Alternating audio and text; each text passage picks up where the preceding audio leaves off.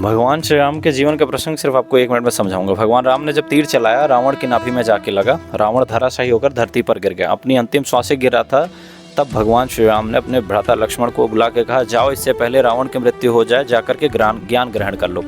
लक्ष्मण जी ने कहा, भैया कैसी बात करते हो, जो दुश्मन है, जिससे युद्ध लड़ रहा था, जिसने भाभी का अपहरण किया, आप करो उससे जाके ज्ञान ले लो। भगवान श्री राम ने कहा, हाँ उसने पाप किया था, उसे उसका दंड दे दिया, लेकिन साथ में वो ज्ञानी भी था, उससे ज्ञान की बात सुनकर आ जाओ। लक्ष्मण जी गए, रावण के सिर के पास जाके खड़े हो गए। रावण ने मुंह फेर लिया, वापस आया, बोले क्या भैया, वो अहंकारी आदमी है, उसका अहंकार खत्म नहीं, आप कह रहे हो कि ज्ञान ले लो। भगवान श्री राम ने कहा कि अब की बार चरणों के पास जाके खड़े हो जाना।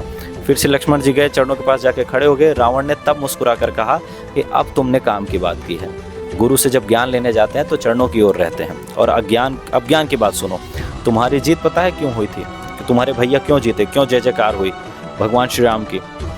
लक्ष्मण जी ने क्यों, क्योंकि वो पराक्रमी थे, वो बलशाली थे, इसलिए तुम्हें हरा दिया। रावण ने कहा नहीं, वो तो है ही, लेकिन साथ में तुम उनके साथ खड़े थे, तुम हर पल, तुम हर क्षण अपने भैया के साथ थे, इसलिए तुम्हारे भ्राता की जीत हुई। और मेरी हार इसलिए हुई क्योंकि मेरा भाई तुम्हारी सेना में जाके मिल गया, भेद बता दिया कि रावण की नाभि में अमृत है, तीर चलाना है तो नाभि पर चलाओ। जीवन में लक्ष्मण याद रखना, जिसके अपने उसके साथ होते हैं, उसका कोई भी बाल बांका नहीं कर सकता। अपनों के साथ रहिए, प्रसन्न रहिए, मुस्कुराते रहिए।